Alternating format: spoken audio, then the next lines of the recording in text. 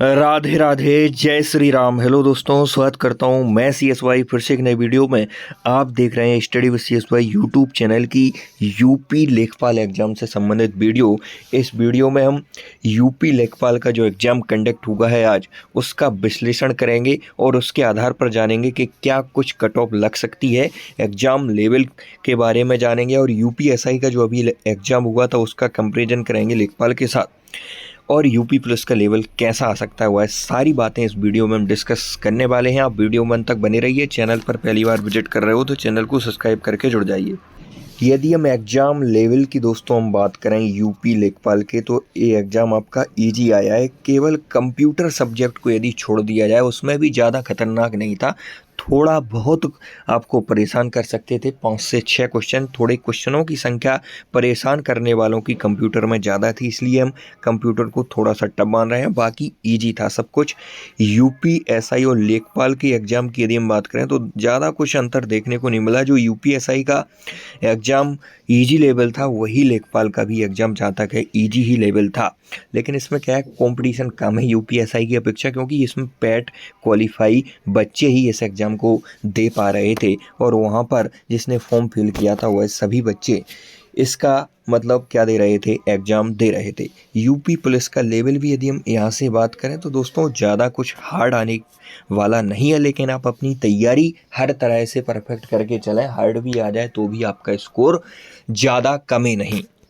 यहाँ से आप सब्जेक्ट वाइज देख सकते हैं दोस्तों, यूपी SSS लेखपाल एग्जाम रिव्यू, कितने क्वेश्चन यहाँ पर हार्ड रहे हैं, सब्जेक्ट वाइज कितने मॉडरेट रहे हैं और इजी कितने रहे हैं। तो आप यहाँ पर यदि ईजी की बात करोगे तो ईजी की संख्या अलग चमक रही है, बहुत ज़्यादा है ईजी की संख्या। इसलिए मैंने आपको बताया कि ओवरऑल एग्ज़ाम का लेवल ईजी ही है, ज़्यादा टफ यहाँ पर एग्ज़ाम का लेवल नहीं है दोस्तों। अब यहाँ पर दोस्तों हम बात करें तो हिंदी 10 में से 8 क्वेश्चन बिल्कुल हलवा थे। मैं तो ये बोलूँगा 10 के 10 क्वेश्चन बिल्कुल ऐसे थे कि बनाने लायक थे। इसमें से आप मान सकते हैं कि एक क्वेश्चन यहाँ पर हार्ड था। एवरेज बच्चों का 8 से 9 आ रहा है हिंदी में। इसके बाद दोस्तों हम बात करें DI की, तो DI के पूरे 10 क्वेश्चन ईजी थी, पूरे 9 से 10 क्वेश्चन यहाँ पर बना पा रहे थे।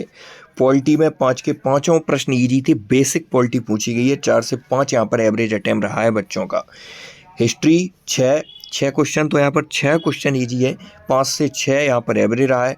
ज्योग्राफी में थोड़ी सी दम थी, 2 क्वेश्चन ईजी, 2 मॉडरेट थे, 3 से 4 का एवरेज। इकोनॉमिक्स में 5 क्वेश्चन पूछे गए, 3 ईजी, 1 मॉडरेट, 1 हार्ड था, 2 से 3 का एवरेज। करंट अफेयर्स 5, 2 ईजी थे, 2 यहाँ पर हार्ड, 2 से 3 का एवरेज। थोड़ी सी टफ पूछी गई है current affairs. Science and tech की बात करें तो 1 क्वेश्चन खाली ईजी था।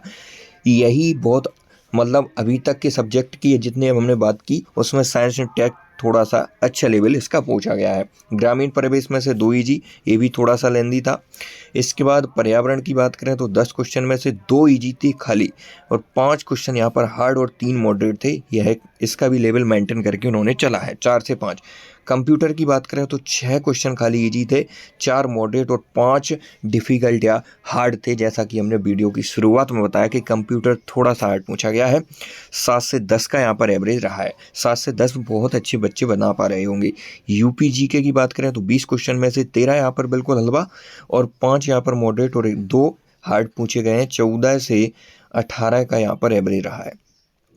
तो ओवरऑल यदि हम बात करें, इजी प्रश्नों की संख्या 61 रही है, मॉडरेट की लगभग 18 और हार्ड 21 क्वेश्चन यहाँ पर रहे हैं। टोटल 100 क्वेश्चन में से यह आपका लेखा जोकर रहा। यदि हम एवरेज की बात करें तो यहाँ पर आप इन सब को जोड़ेंगे तो ये आपका पूरा, जब एक साइड का मैंने जोड़ा है तो 64 से 65 यह आपका एवरेज निकल रहा है।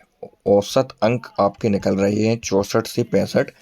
तो यहाँ से सीधा सीधा पता चलता है दोस्तों कि पेपर में ज़्यादा मतलब दम नहीं थी, इजी ही पेपर था। यदि हम कंप्यूटर को यहाँ पर छोड़ दें, थोड़ा सा हम यूपी जीके को एक और ये पर्यावरण और ग्रामीण परिवेश, बाकी इस ऊपर के सब्जेक्ट तो बिल्कुल करने लायक थे।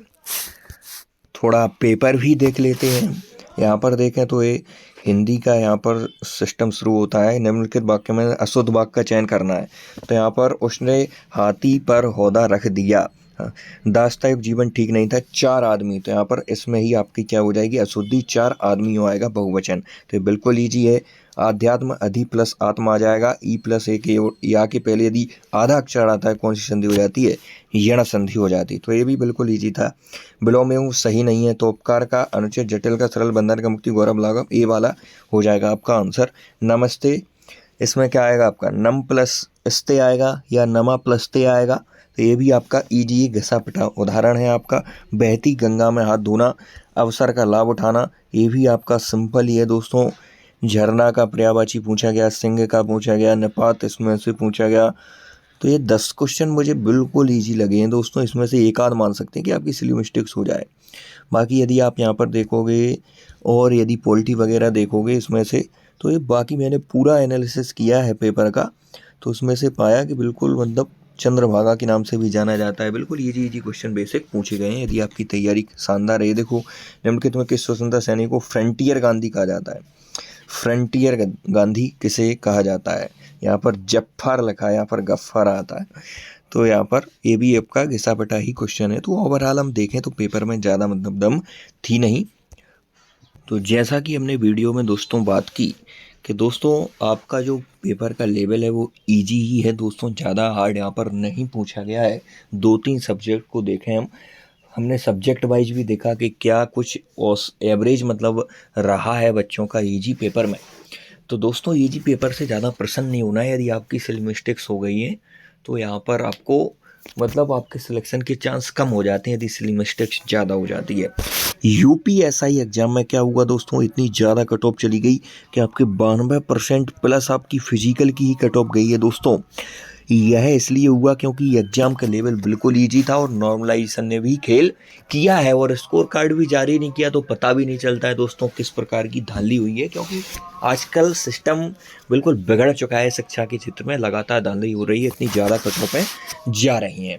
तो दोस्तों यहाँ पर दोस्तों यदि हम कट ऑफ की बात करें, यहाँ पर कट ऑफ की बात करें यूपी लेखपाल की, तो क्या कुछ कट ऑफ यहाँ पर डीबीपीएसटी के लिए रह सकती है टेंटेटिव, वह यहाँ पर हम देखने वाले हैं। क्या कट ऑफ यूपीएसआई जैसे होश उड़ाएगी, तो ऐसा मुझे लग रहा है, प्रतीत हो रहा है कि यूपीएसआई के लगभग ही कट ऑफ इसकी इतनी तो नहीं जाएगी, लेकिन उससे थोड़ी बहुत कम रहेगी, लेकिन इतनी भी कम नहीं रहेगी। तो यहाँ पर हम देखें यूआर की कट ऑफ, तो यूपीएसआई की कट ऑफ को ध्यान में रखते हुए और एग्जाम का लेवल देखते हुए यहाँ पर यूआर में आपके 72 से 73 तक यदि आपके अंक हैं तो आप मान सकते हैं कि आप सेफ जोन में थोड़े बहुत हैं। और ओबीसी और यूआर में ज़्यादा कुछ अंतर रहा नहीं है, तो 70 से 71 आप मान सकते हैं। और इसके बाद यह कट ऑफ मतलब प्लस ही जाएगी, इससे कम जाने के तो बहुत कम चांस हैं। एससी की बात करें तो एससी के लिए आप मान सकते हैं 65 से 66 प्लस। इसके बाद एसटी से यदि आप बिलोंग करते हैं तो 60 से 62 का स्कोर आपके लिए ठीक है।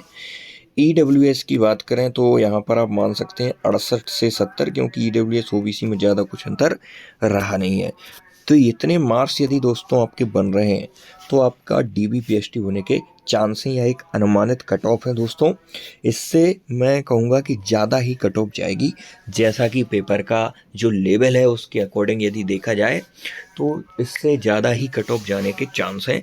इस कट ऑफ में आप ±2 तक दोस्तों कर सकते हैं, यह एक अनुमानित कट ऑफ है। यदि आपका यूपी प्लस का फॉर्म डला हुआ है तो निरंतर आप तैयारी में लगे रहें और आगे आपका यूपी प्लस का एग्ज़ाम आने वाला है, उसकी तैयारी ज़रूर करें, आपके कितने भी मार्क्स इसमें हों।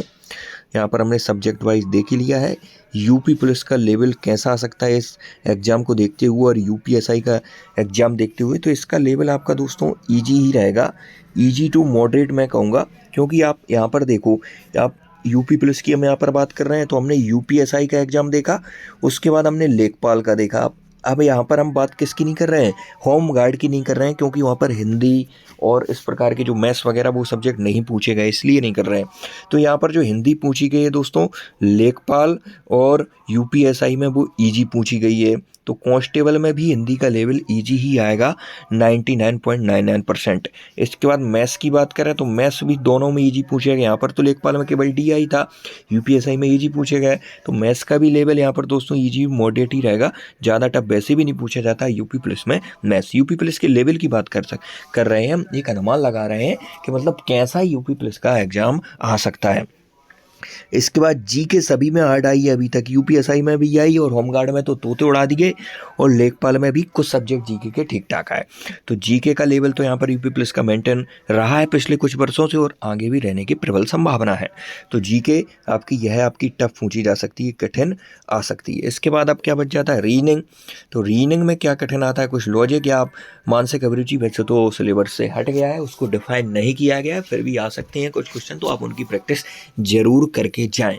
तो रीजनिंग भी आपकी इजी रहेगी। तो यहाँ पर आप मान सकते हैं कि यूपी पुलिस का जो एग्ज़ाम लेवल है वह भी आपका जहाँ तक है इजी ही रहने वाला है दोस्तों। कमेंट सेक्शन में आप जरूर बताएं कि आपके कितने क्वेश्चन सही हो रहे हैं यूपी लेखपाल एग्जाम में। आज की उनते ही मिलते हैं नेक्स्ट वीडियो में, तब तक के लिए जय हिंद। चैनल को सब्सक्राइब करके जुड़ जाइए। राधे राधे, जय श्री राम।